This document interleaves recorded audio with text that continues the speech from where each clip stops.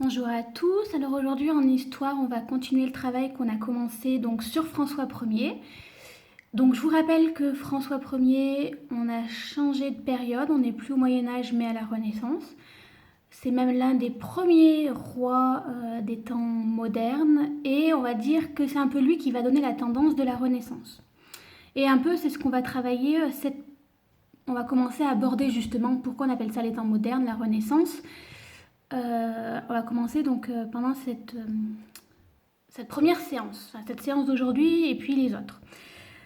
Donc je rappelle donc que François Ier est l'un des rois qui a décidé d'imposer une langue commune, d'accord, donc le français, c'est-à-dire que toutes les langues sont écrites en français. Dans le but justement, c'est de, on va dire, de plus de faire d'élite, c'est-à-dire que peu de personnes parlent le latin, hein, c'est une langue compliquée, et donc il veut, on va dire en quelque sorte, mettre tout le monde sur un pied d'égalité, c'est-à-dire que même les personnes pauvres puissent comprendre les langues, et puis surtout, il y a le but aussi d'unir le pays, c'est-à-dire que il faut arrêter de parler son patois, c'est-à-dire que par exemple dans le Cantal on parlait le patois cantalien et en Haute-Loire qui est pourtant à côté, on avait un autre patois, ce qui fait que même les gens qui habitaient tous en France, ils parlaient pas forcément la même langue. Donc il veut unir son pays. C'est pour ça qu'il a imposé le français. Donc aujourd'hui, on va travailler sur ce tableau. Donc le tableau que nous avons sous les yeux, il date du 19e siècle. Donc il faut bien vous dire qu'il date de plus de 3 siècles après le règne de François Ier. D'accord? Donc c'est une cérémonie en quelque sorte, mais qui a été représentée 300 ans après. Donc on ne l'a pas dessinée comme elle s'est réellement passée à l'époque. D'accord? C'est celui qu'il a dessiné, donc c'est Raphaël. Il a imaginé comment ça devait se passer à l'époque. Il a voulu représenter la cour du roi à cette époque-là. D'accord? Mais c'est une représentation, une imagination. Il n'était pas là pour réellement le dessiner. Il l'a redessiné 300 ans après. D'accord? Donc, voilà. Donc, l'auteur, il imagine ce qu'a pu être le moment où le peintre italien Raphaël a remis au roi François Ier un tableau que le pape Léon X a commandé et offert au roi de France en 1518. Donc, le roi, il est ici. On lui a offert ce tableau-là et c'est le pape Louis X qui est ici en rouge qui a décidé de lui l'offrir. D'accord? Il l'a offert en 1518. Cette scène, elle se passe au château Cette scène, elle se passe au château de Fontainebleau, dans la salle des gardes suisses. Garde suisse, c'est lui. C'est la garde royale du roi de France, d'accord? Donc là, ils en ont représenté un. Ils portaient toujours le même uniforme, mais il y en avait plusieurs à l'origine. Et il faut savoir que le château de Fontainebleau, c'était l'un des préférés du roi Louis Ier, d'accord? Il l'a fait construire par des artistes italiens. Comment on peut savoir qu'elle a été construite par des artistes italiens? Et en fait, si on regarde bien les murs, on constate qu'il y a plein de décorations, plein de peintures. Et on va dire que c'est le style des artistes italiens de l'époque. À l'époque, il n'existe pas papier peint, or il faut bien recouvrir les murs. Et donc, François Ier a décidé de faire appel aux artistes italiens, des artistes de la Renaissance. D'accord? C'est pour ça qu'on considère que c'est un roi, justement, qui fait venir la culture, l'œuvre, enfin, qui ouvre, c'est un roi de, comment dire, d'art et de culture, parce qu'effectivement, lui, il s'intéresse à la culture et il fait venir de nombreux artistes, notamment italiens, puisqu'il faut savoir que la Renaissance vient d'Italie, d'artistes italiens. Et du coup, il décide de les faire venir à la cour de France et de participer, vous voyez, à la décoration de son château. Voilà. Alors, le tableau que Raphaël a offert au roi s'appelle la Grande Sainte Famille. D'accord? Donc c'est ici. On y voit un ange qui couronne de fleurs la Vierge Marie. Donc là, on voit l'ange qui, là, il a une couronne de fleurs et qui va couronner la Vierge Marie. Et là, elle a son fils. Cette scène, elle fait référence au fait que la reine, Claude de France, c'est elle, d'accord, vient d'avoir un nouveau bébé. D'ailleurs, si on regarde bien la reine, elle est représentée à gauche du roi. Hein, je rappelle que le roi il est ici, donc elle est à gauche, et qu'elle est habillée en blanc, que c'est un signe de pureté, comme Marie dans la Bible. D'accord? Donc en fait, comme elle est habillée en blanc, qu'elle vient d'avoir un nouvel enfant, on va en quelque sorte l'associer à la Vierge Marie. Et c'est encore là un signe c'est encore un signe que la famille royale, elle a été choisie par Dieu, d'accord, puisqu'on associe la reine à la Vierge Marie et qu'elle a eu un enfant qui était Jésus. Donc l'enfant qu'a eu la reine et le roi, c'est un peu un fils qui a été donné par Dieu, d'accord? C'est encore un moyen d'asseoir son pouvoir, hein, toujours par association d'idées. Je rappelle que l'Église a beaucoup de pouvoir à l'époque. Autre chose, donc il lui a offert ce tableau, hein, mais aussi autre chose, c'est-à-dire que par amour pour sa femme Claude, qui est la reine de France, qu'on appelle la reine Claude, François Ier il fait venir du bassin méditerranéen une nouvelle variété de prunes qu'il fait planter au château d'Amboise et qu'il sera nommé Reine Claude. Vous connaissez tous, je pense, les prunes Reine Claude. Et bien en fait, ça vient justement de François Ier qui, pour prouver son amour à sa reine, a décidé de faire venir de nouvelles types de prunes en France et il leur a donné le nom de la reine Claude. D'où les prunes Reine Claude. Ça vient de cette reine-là. Voilà. Alors, la scène que nous observons montre comment le roi François Ier, il faut que je filme comme il faut, pardon, a organisé son pouvoir.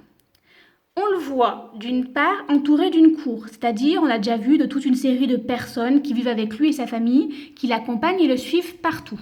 D'accord? Comme on l'avait vu, il y a des courtisans, il y a des nobles, il y a des gens du clergé, hein, clergé qui fait référence à la religion. Vous voyez, ici, on a les dames de compagnie de la reine. Pareil, elle voyage toujours avec ses membres de sa compagnie. Et d'autre part, on va pouvoir attirer les grands personnages du royaume à sa cour, les plus grands nobles, qui vont vouloir montrer que les plus prestigieux et artistes y viennent, comme le célèbre artiste Léonard de Vinci. Et que c'est à la cour que les choses se passent, que la cour du roi est la plus belle de toutes les cours de France. Voilà. Donc en fait, on a, voilà, le roi François Ier est un fan de peinture, est un fan de culture, beaucoup d'artistes. Donc, il veut absolument montrer, effectivement, que les plus grands artistes viennent à sa cour. Et c'est pour ça que les plus grands noms veulent y aller aussi. Enfin, il utilise l'art pour donner à sa cour et à son pouvoir un éclat extraordinaire. À l'époque de François Ier, ce qu'on appelle la Renaissance, les artistes italiens sont les plus importants et les plus appréciés. Et en montrant que le roi arrive à les attirer chez lui, il montre qu'il est même lui très puissant. Voilà. Comme je vous expliquais, les artistes italiens, Léonard de Vinci, Raphaël, sont des artistes très populaires à l'époque. Ils entrent dans un nouveau mouvement, une nouvelle manière de dessiner, et donc ils sont très respectés. Et François Ier est l'un des rois qui arrive à les inviter le plus souvent à sa cour. Donc là aussi, il rajoute de son pouvoir. Il montre que les artistes qui sont célèbres viennent tous chez lui, donc effectivement il est puissant et il est quelqu'un de cultivé. D'accord ? Autre chose que j'ai oublié de vous préciser, Raphaël, celui qui offre la peinture au roi, c'est lui. Vous voyez d'ailleurs le roi est en train de le regarder et lui, il est en train de montrer à au pape, Léon X, l'œuvre qu'il a faite sur son ordre pour offrir à François Ier. Voilà. Donc voilà, je rappelle que ce tableau-là, a été produit 300 ans après. Donc cette scène s'est réellement passée, c'est-à-dire que le roi, on lui a vraiment offert ce tableau-là, d'accord ? Mais voilà, donc celui qui a dessiné ce tableau a voulu représenter comment s'est passé les choses. Donc il n'était pas présent, mais c'est très réel. Donc on voit bien quand même l'importance de l'homme d'église. C'est quand même le pape qui offre un tableau au roi. Et derrière, il y a toute une symbolisation. On a encore le rappel que le pouvoir du roi vient de Dieu et que même les enfants qu'a le roi avec sa reine, c'est un don de Dieu. D'accord ? C'est pour rappeler que voilà, l'Église et le roi ont tout pouvoir. C'est aussi un moyen de rappeler au roi que certes, il a été choisi par Dieu, mais ceux qui sont vraiment les serviteurs de Dieu, et surtout le pape qui parle avec Dieu, dans un peu leur croyance, ils ont plus de pouvoir. Donc, on va dire, on a quand même dans ce tableau une représentation de la vie à l'époque, mais aussi on a une sorte de rappel de qui a le pouvoir, donc le roi, mais toujours sous la tutelle un peu de l'Église. Le roi a beaucoup de pouvoir, mais sans l'Église, le roi il est rien, d'accord ? Donc on a toujours ce rappel un peu à Dieu et à la religion, d'accord ? Je rappelle qu'à l'époque, même si on n'est plus au Moyen-Âge, on est toujours à la Renaissance, la croyance est très importante, on croit énormément en Dieu et elle a beaucoup d'importance. Autre chose qui change par rapport au Moyen-Âge, c'est l'importance de la culture artistique. Ici, on a donc de nombreuses peintures sur les murs qui viennent d'artistes italiens célèbres et même on offre au roi un tableau de Raphaël, un peintre important, un grand peintre de l'époque. Donc pour montrer là aussi que le roi François Ier a beaucoup de pouvoir et qu'il est quelqu'un de très cultivé puisqu'il arrive à attirer les plus grands peintres, les plus célèbres dans sa cour de France. Donc ça fait que la cour française, la cour de France, est l'une des cours de la terre les plus célèbres et les plus puissantes et même les plus cultivées. C'est-à-dire que les plus grands artistes, ceux qu'on connaît aussi aujourd'hui, Léonard de Vinci, Raphaël, sont tous venus voir François Ier.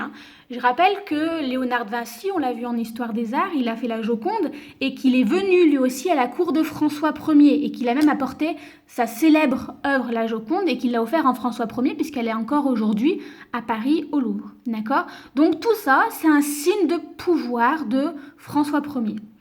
Et c'est même un signe de pouvoir assez important puisque même 300 ans après, on dessine encore cette représentation-là. Voilà. J'espère que j'ai été claire, c'est pas évident de vous expliquer tout ça. Je vais vous demander ensuite de faire un petit travail sur la fiche d'activité que je les ai mis à côté. Donc l'exercice 1, vous avez 4 tableaux qui sont rangés par ordre chronologique. On a vu Louis XI, on a vu Charles... Pardon que je ne me trompe pas, 8 et Louis XII. Alors non, ce sont des rois qu'on n'a pas vus, pas forcément. Donc, les 3 premiers sont du Moyen-Âge et là, c'est au roi de la Renaissance. Et première question que je vous demande, c'est relever un peu les changements qui ont été faits dans l'art de la peinture, du portrait, entre le Moyen-Âge et la Renaissance. Donc, qu'est-ce qu'ils ont en commun ces 3-là et qui différencie de celui-ci ? Puisqu'on a vu que la Renaissance, c'était les changements au niveau de l'art artistique, ça va se refléter au niveau des œuvres, au niveau des portraits des rois. D'accord ? Donc, ce petit travail-là, d'accord ? Et ensuite, ce travail-là que nous, on a déjà fait plusieurs fois. Vous avez un château du Moyen-Âge et un château de la Renaissance. Et je vais vous demander de relever les changements qu'il y a eu dans la construction de ces châteaux. Donc ça, on l'a déjà fait, on l'a déjà vu en Histoire des Arts. Donc là, je vous demande juste de vous rappeler ce que vous avez déjà vu. Et ensuite, je vais aussi vous demander... En plus, parce qu'on l'a vu, on l'a déjà dit, pourquoi est-ce qu'il y a changement ? Pourquoi on a des châteaux forts à la Renaissance, des châteaux forts au Moyen-Âge, et pourquoi on a des châteaux comme ça à la Renaissance ? À quoi servaient ces châteaux et qui n'a plus besoin à la Renaissance ? Tout ça, cette partie-là, l'exercice 2, c'est uniquement un rappel de choses que l'on a déjà vues ensemble en Histoire des Arts, quand on a vu les châteaux forts et qu'on a vu justement Chambord, Amboise et tout, d'accord ? Donc tout ce que je vous demande là, ici, c'est un petit rappel de vos connaissances. Voilà. Donc votre travail en histoire à faire pour ce jour.